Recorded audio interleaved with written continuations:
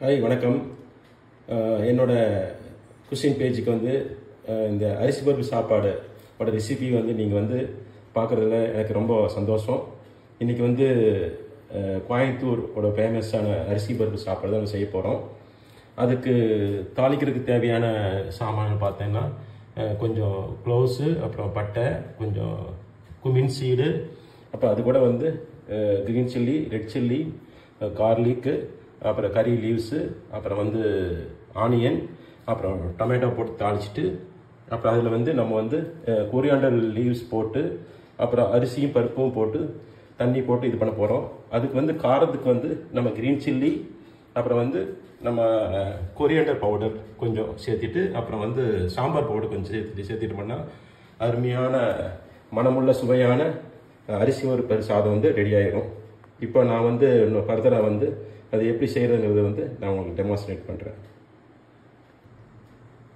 இப்போ வந்து நம்ம ஒரு குக்கரில் வந்து ஒரு குக்கரில் வந்து பட்டர் ஒரு 2 ஸ்பூன் பட்டரும், ஒரு 2 ஸ்பூன் 1 ஸ்பூன் கோகனட் ஆயில் வந்து நான் விட்டுக்கிறேன்.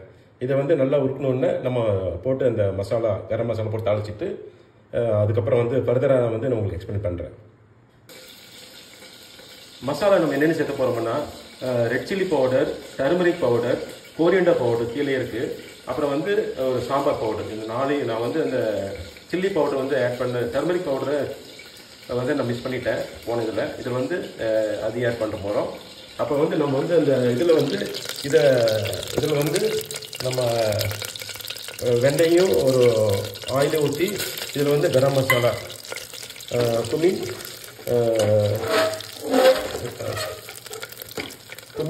அப்புறம் வந்து பட்டை, க்ளோவை போட்டு தாளிச்சிட்டு, அதுக்கப்புறம் வந்து நம்ம வந்து டைரெக்டாகவே வந்து கறி லீவ்ஸ் போடுறோம். கறி லீவ்ஸ் போட்டு தாளிச்சிட்டு அது கூட ஒன்றாவே க்ரீன் சில்லி, ரெட் சில்லி, அப்புறம் வந்து அது கூட நம்ம நல்ல வெங்காயம், கார்லிக் வந்து போட்டு இது நல்லா அந்த வெண்ணெயிலையும் இதுலேயும் போட்டு நம்ம தாளிக்க போகிறோம். தாளிச்சு முடியும்னு அப்புறம் வந்து நம்ம வெங்காயம் வேறு இதில் போட்டு நம்ம தாளிக்க போகிறோம். வெங்காயம் அந்த பவுடர் ஐட்டம் எல்லாம் போட்டு தாளிக்க போகிறோம். இந்த இப்போ வந்து பூண்டோட மணத்தில் வந்து நல்லா கமகமன்னு அந்த அரிசி பருப்பு சாதத்துக்கான அந்த ட்ரெடிஷ்னல் அந்த ஸ்மெல் வந்து வர ஆரம்பிச்சிச்சு. இப்போ வந்து நம்ம வெங்காயம் போட போகிறோம். நம்ம ஆனியன் சேர்த்தோன்னே ஆனியன் கூட அதுக்கு தேவையான நமக்கு இந்த 2 கப்பு ரைஸு, 1 கப்பு பருப்பு தகுந்த மாதிரி நம்ம உப்பு வந்து சேர்த்துக்கணும். சேர்த்துட்டோம்னா ஆனியன் வந்து சட்டன் நல்லா ப்ரௌன் கலராக வந்துடும். சட்டன் சுடுறதுக்கான ஒரு முயற்சி தான் அது. இந்த அரிசி பருப்பு சாதத்தில் வந்து சில பேர் வந்து இந்த வெள்ளை வெங்காயம் வேண்டாங்கன்னு நினைக்கிறவங்க வந்து பெருங்காயத்தூள் இல்லை பெருங்காயம் கட்டி வந்து கூட சேர்த்திக்கலாம் வெள்ளை வெங்காயத்துக்கு பதிலாக. அப்போ வந்து பெருங்காயத்தோட மனமும் நல்லாயிருக்கும். அரிசி பருப்பு சாதத்துக்கு எய்தர் வெள்ளை வெங்காயம் அது பெருங்காயம் நம்ம சேர்த்துக்கலாம். இப்போ வெங்காயம் வந்து நல்லா ப்ரௌனிஷாக வணங்கிடுச்சு. இப்போ வந்து இந்த வெங்காயத்து கூட நம்ம டொமேட்டோ வந்து போட போகிறோம். டொமேட்டோ நான் வந்து 1.5 டொமேட்டோ போடுறேன். வெங்காயம் வந்து 2 பெரிய வெங்காயம் 2. இப்போ வந்து நம்ம டொமேட்டோ வந்து நல்லா வணங்குற வரைக்கும் வேக வச்சுட்டு நம்ம அது கூட வந்து இந்த மசாலா ஐட்டம், மசாலா பொடி, அந்த 4 பொடி சொன்னல, அந்த 4 பொடியும் நம்ம போட்டு வந்து கொஞ்சம் வணக்கணும். இப்போ பார்த்தீங்கன்னா நல்லா டொமேட்டோ நல்லா வெந்து நல்லா வணங்கிருச்சு. இப்போ வந்து நம்ம அந்த மசாலா பொடி வந்து எல்லாம் சேர்த்த போகிறோம். இது கூட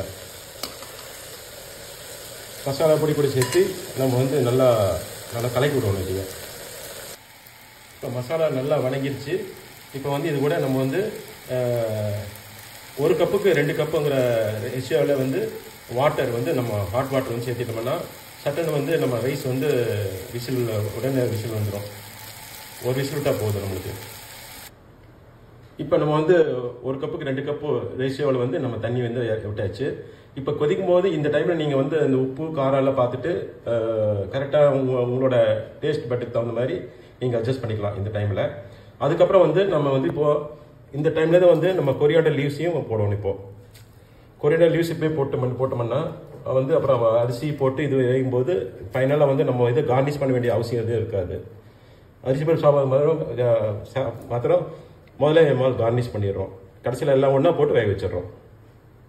இப்போ வந்து நல்லா கொதிச்சு வந்துருச்சு. இப்போ வந்து நான் வந்து கொதிச்சு வந்தோடனே நான் டேஸ்ட் பார்த்தேன். உப்பு கொஞ்சம் குறைவாக இருந்தது. நான் கரெக்டாக உப்பு போட்டேன். காரம் கரெக்டாக இருக்குது. இந்த டைமில் தான் நம்ம வந்து அரிசியும் அப்புறம் வந்து பருப்பையும் வந்து போட்டு நம்ம ஒரு விசில் இல்லாட்டி 1.5-2 விசில் அந்த மாதிரி வேக பண்ணால் அரிசி பருப்பு நல்லா வெந்துடும். இதுதான் வந்து அரிசி பருப்பு சாப்பாடோட அந்த ரெசிபி. இந்த ஃபர்தராக வந்து நான் வந்து ஃபைனல் ஸ்டேஜில் வந்து நான் திருப்பி உங்களுக்கு எக்ஸ்பிளைன் பண்ணுறேன்.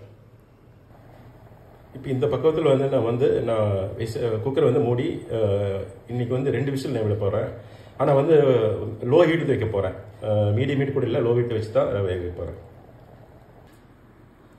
நான் இப்போ வந்து இந்த லோ ஹீட்டில் வச்சு ஆல்மோஸ்ட் 2 விசில் வந்து வந்துச்சேன்னா வந்து நம்ம அரிசி பருப்பு வந்து நல்லா வெந்துடும். அதுக்காக வந்து கொஞ்சம் ட்ரையாக இல்லைனாலும் கொஞ்சம் கொஞ்சம் தண்ணி ஜாஸ்தியாக இருந்தாலும் பரவாயில்ல, அரிசி பருப்பு நல்லா தான் இருக்கும். இப்போ பார்த்தீங்கன்னா நம்ம அரிசி பருப்பு சாதம் வந்து ரெடி ஆயிடுச்சு. நல்லா கரெக்டாக தண்ணி கரெக்டாக பக்குவமாக இருந்ததுனால எல்லா பக்குவமாக இருக்குது. பருப்பும் அரிசி நல்லா வெந்திருக்கு. இப்போ அதை நம்ம கிளறி விடுவோம். இப்போ நம்ம கிளறி விட்டோம். இப்போ வந்து இந்த ஒரு பக்குவத்தில் தான் இருக்கும் நம்ம அரிசி பருப்பு சாதம் வந்து.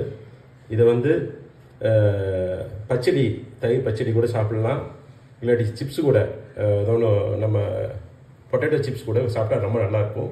தயிர் பச்சடி வந்து நான் வந்து ப்ரிப்பேர் பண்ணுவேன். என்னோட இந்த அரிசி பருப்பு சாதம் இந்த வீடியோ வந்து நீங்கள் பார்த்து நல்லா என்ஜாய் பண்ணுங்கள், கமெண்ட் பண்ணுங்கள், சப்ஸ்கிரைப் பண்ணுங்கள், லைக் பண்ணுங்கள், உங்கள் ஃப்ரெண்ட்ஸுக்கெல்லாம் ஷேர் பண்ணுங்கள். இந்த வீடியோ வந்து பார்த்து எனக்கு சப்போர்ட் பண்ணதுக்கு மிக்க மிக்க நன்றி. அனைவருக்கும் எனது மகா சிவராத்திரி தின நல்வாழ்த்துக்கள்.